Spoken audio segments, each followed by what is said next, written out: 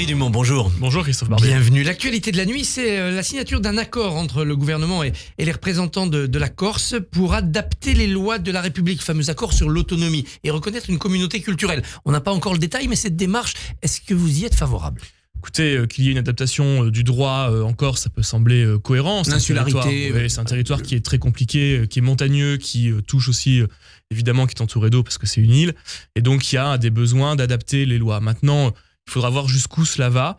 Nous, si ça avance vers trop d'autonomie, si on voit que la Corse peut, par exemple, faire ses propres lois, c'est quelque chose qui nous semble incompatible avec l'idée que nous nous faisons de la République. Et donc, attendons de voir concrètement ce qu'il y a dans l'accord, comment l'Assemblée de Corse va le retravailler, va le représenter ensuite, s'il adopte de façon identique ou pas. Et à partir de là, nous pourrons nous positionner. Mais le président Larcher, président du Sénat, a déjà exprimé ses doutes sur l'intérêt de ce point. Il y a des lignes rouges. Il y en a aussi, bien entendu, dans le débat cet après-midi à l'Assemblée sur l'Ukraine. C'est l'article 50.1 de la Constitution qui est activé pour que vous, les parlementaires, vous validiez ou non un accord d'aide militaire, un traité d'assistance à l'Ukraine. Est-ce que pour vous, ce sera oui ? Écoutez, les Républicains vont voter majoritairement en faveur de l'accord bilatéral de sécurité signé entre la France et l'Ukraine, parce que nous devons montrer notre soutien au peuple ukrainien qui a été agressé par la Russie, qui a un droit légitime qui est constitutif de la Charte des Nations Unies en son article 11 à la légitime défense. Et donc cet accord ne prévoit pas d'envoyer des troupes françaises sur place. Il prévoit de donner jusqu'à 3 milliards d'euros de soutien civil et militaire à l'Ukraine. Cette année, en 2024. On a pu donner un petit peu moins les années précédentes. C'est un accord qui a été signé de la même façon avec d'autres pays, l'Allemagne, le Royaume-Uni. Et donc, nous nous inscrivons dans cette lignée-là et nous pensons, oui, que l'Ukraine doit se défendre pour une raison qui est très simple. C'est que le meilleur moyen de ne pas envoyer de troupes contre Vladimir Poutine, c'est que l'Ukraine puisse se défendre en Ukraine. Parce que si l'Ukraine tombe, demain, Vladimir Poutine pourra potentiellement attaquer les pays baltes, la Pologne, qui eux sont membres de l'OTAN, et où là on serait obligé d'envoyer nos troupes pour défendre le pays agressé. Est-ce que vous vous sentez pris dans un piège politique ? C'est-à-dire Emmanuel Macron vous demande de valider une aide à l'Ukraine, mais en sous-texte de valider sa vision des choses, c'est-à-dire rien n'est exclu face à la Russie. Non, une fois plus, nous devons nous baser sur ce qui est dans le texte. Et ce qui est dans le texte, c'est un soutien qui va jusqu'à 3 milliards d'euros à l'Ukraine pour cette année, pour sa défense. Donc nous sommes en faveur évidemment de la défense de l'Ukraine, faire en sorte de lui donner les moyens de faire face à l'agression russe, parce que c'est une fois plus le meilleur moyen de retrouver l'équilibre et la sécurité. Parce que s'il y a des valeurs qui sont des principes intangibles en droit international, l'inviolabilité des frontières en est un, c'est la base de l'architecture mondiale post-Seconde Guerre mondiale, constitutive par exemple des Nations Unies. Donc à partir de là, nous devons être très clairs sur nos engagements, et ça n'empêche pas qu'il y a des difficultés. Il y a une difficulté majeure sur l'agriculture, par exemple, faire en sorte que pour aider l'effort de guerre ukrainien, on déstabilise l'ensemble des marchés européens, en particulier les marchés français, sur les céréales, le blé, sur les œufs ou sur le sucre. Le sucre, les importations de sucre ukrainien qui sont traitées avec des betteraves, qui sont faites à partir de betteraves traitées aux néonicotinoïdes, qui sont interdites en Europe et en particulier en France, sont passées de 30 000 tonnes avant le déclenchement de la guerre à 700 000 tonnes l'année dernière. On estime à 1,4 million de tonnes, ce qui va arriver en Europe cette année. Et ça, pour vos cultivateurs dans le Pas-de-Calais, c'est la ruine ? Nous, en tout cas, nous pensons que ça ne peut pas continuer comme cela, qu'il faut revenir à un accord ex-ante sur l'agriculture avant le déclenchement de la guerre, quitte à augmenter la contribution. Ce n'est pas à nos agriculteurs de payer le prix de la défense de l'Ukraine. C'était à l'ensemble des contribuables français et européens de le faire, à la communauté internationale d'aider l'Ukraine à se défendre contre l'agresseur russe. Est-ce qu'on a raté les sanctions économiques ? Elles sont peu efficaces contre la Russie apparemment, et en revanche, on a déstabilisé nos économies en accueillant l'Ukraine. Vous savez, en tout cas, ce qui est sûr, c'est que je pense très sincèrement, les chiffres le montrent, que les chiffres qui sont envoyés par la Russie sur la résistance de leur économie sont des chiffres qui sont aussi falsifiés. On n'a pas non plus à croire et à penser que les chiffres qui sont envoyés d'une bonne santé économique russe sont des bons chiffres. On a par exemple en termes de démographie 1 million de Russes qui ont fui, de jeunes Russes qui ont fui la Russie depuis le déclenchement de la guerre pour ne pas être mobilisés.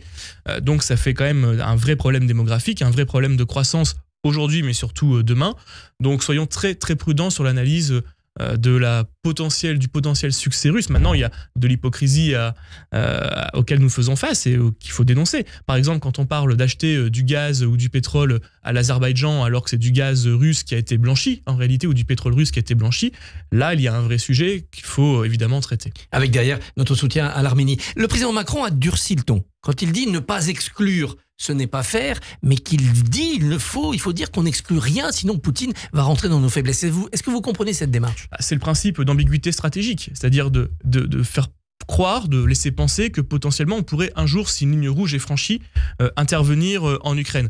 Ça peut très bien fonctionner s'il est soutenu par l'ensemble de la communauté internationale et par les autres chefs d'État. Ce principe d'ambiguïté stratégique, s'il est partagé par l'Allemagne, s'il est partagé par le Royaume-Uni, est quelque chose qui peut être bénéfique pour stopper l'avancée russe et faire comprendre à Vladimir Poutine qu'il ne peut pas tout faire. À partir du moment où ça n'a pas été concerté avec les pays amis et voisins, à partir du moment où Emmanuel Macron est seul dans cette ambiguïté stratégique, celui qui met en difficulté, c'est lui-même, c'est la position de la France, et cela renforce en réalité le régime de Vladimir Poutine.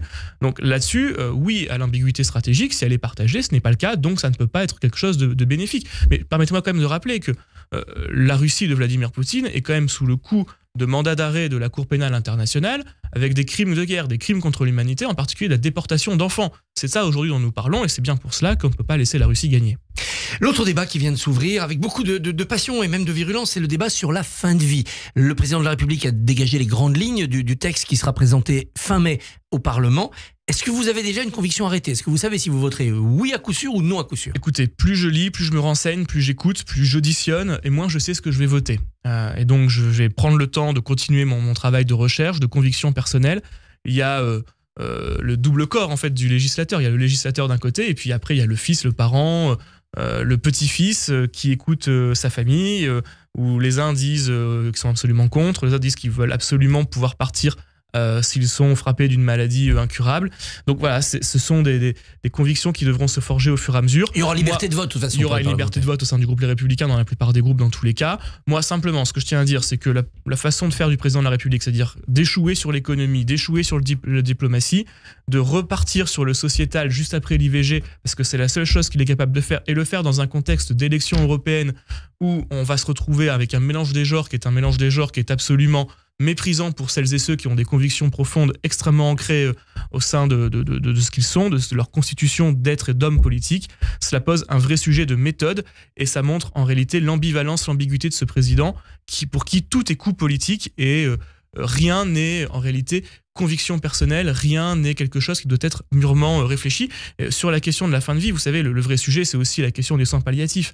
On a aujourd'hui plus de 20 départements qui n'ont pas d'unité de soins palliatifs. Mais on va mettre 1 milliard en plus du milliard 6. Mais c'est 1 milliard qui est prévu sur 10 ans, c'est-à-dire que ça va couvrir à peine le coût de l'inflation sur les 10 prochaines années. D'abord, faisons en sorte de de donner à chaque département des unités de soins palliatifs, peut-être les mettre ailleurs que dans les hôpitaux tels qu'ils sont aujourd'hui.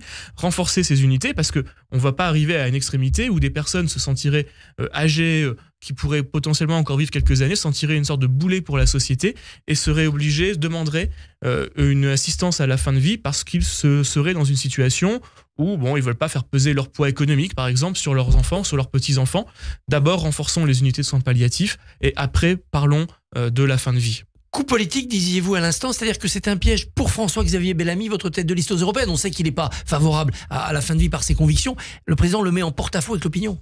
Je considère en tout cas qu'il y a une stratégie délibérée de mettre à mal la candidature de François-Xavier Bellamy, qui a ses convictions, qui sont clairement affirmées, affichées, et c'est très bien que chaque homme politique, chaque femme politique ait ses convictions et les défende, et qu'aujourd'hui, il ne faut pas que sur la fin de vie, qui est un sujet éminemment intime, on se retrouve dans une situation où il y aurait le camp du bien et le camp du mal, ceux qui seraient dans le sens de l'histoire, qui seraient forcément pour l'aide active à mourir, et ceux qui seraient des espèces de réactionnaires rétrogrades qui seraient opposés. Ça va beaucoup plus loin que ça transcende les partis politiques. Au sein de chaque parti, il y a des gens qui sont pour, des gens qui sont contre, des gens qui s'interrogent, qui sont, je pense, une extrême majorité. Et donc, à partir de là, faire un coup politique sur la fin de vie, c'est quelque chose d'assez méprisable. Vous étiez en visioconférence hier, quelques parlementaires, avec votre candidat François-Xavier Bellamy. Quelle est l'ambition des LR dans cette élection? Juste limiter la casse? Non, c'est tracer une voie entre Emmanuel Macron qui explique que tous ceux qui ne sont pas avec lui sont des anti-européens. Avec, de l'autre côté, on a l'extrême droite de Marion Maréchal Le Pen ou le Rassemblement national qui estime que tout est à casser au sein de l'Union européenne. Nous estimons qu'il y a des choses à améliorer, que par exemple nous avons posé un acte fort sur la candidature d'Ursula von der Leyen lors du congrès du PPE dit non, oui. à Bucarest. Alors qu'elle vient de votre famille. Elle vient de notre famille, mais nous avons dit non parce que nous estimons que c'est une mauvaise présidente de commission et elle a été mise en minorité au sein du congrès du PPE où moins de la moitié des électeurs ont voté pour la candidature d'Ursula von der Leyen. Et donc ça prouve bien que la voix des Républicains porte et que la seule façon d'avoir une voix de la France qui porte au sein du Parlement européen, c'est de voter pour les Républicains parce que nous sommes membres du plus grand parti politique européen, le Parti populaire européen, et que si nous voulons empêcher la candidature de la candidate de M. Macron, qui est Ursula von der Leyen, à la tête de la Commission, il faut donner du poids aux élus, les Républicains, qui sont les seuls à pouvoir imposer au sein du PPE, le principal parti, leur position. Gabriel Attal était dans le Pas-de-Calais hier, Annabelle nous le rappelait, ça fait plusieurs fois qu'il vient. Est-ce son laboratoire, comme on le lit dans la presse ? Alors, je laisse les propos à la presse sur le mot laboratoire. Je ne me considère pas comme un rat de laboratoire ou comme un cobaye sur lesquels on peut faire des expérimentations. Il vient voir les gens. Oui, mais on a un département qui est très compliqué. Vous savez, on a une partie rurale extrêmement importante. On a fait face à des inondations. On a la question migratoire qui est dans ma circonscription à Calais. On a une phase de désindustrialisation extrêmement intense également, alors qu'à côté, il y a des succès incroyables à Dunkerque, à 30 ou 40 km. Et une montée de l'islamisme. Et on a une montée de l'islamisme. On a à côté une question c'est la question d'un Rassemblement national qui est extrêmement fort, qui était au deuxième tour dans les 12 circonscriptions du Pas-de-Calais. Donc c'est un département où il y a beaucoup d'enjeux. Maintenant, il ne s'agit pas simplement de venir, il s'agit aussi de délivrer, de faire en sorte que, par exemple, pour les sinistrés des inondations, puisque c'est le thème de son déplacement hier, il y ait des indemnisations, des assurances beaucoup plus rapides et qu'on ait demain plus jamais ça. C'est-à-dire que quand on va arriver à la fin de l'année 2024 avec de nouveau des précipitations, que plus personne ne soit inondé, qu'il y ait des choses qui soient mises en place et aujourd'hui, ça traîne. Pierre-Henri Dumont, merci et bonne journée. Merci beaucoup Christophe. Demain, on vous retrouve à 7h45. Votre invité sera Sylvain Maillard, président du groupe Renaissance, député de Paris. Radio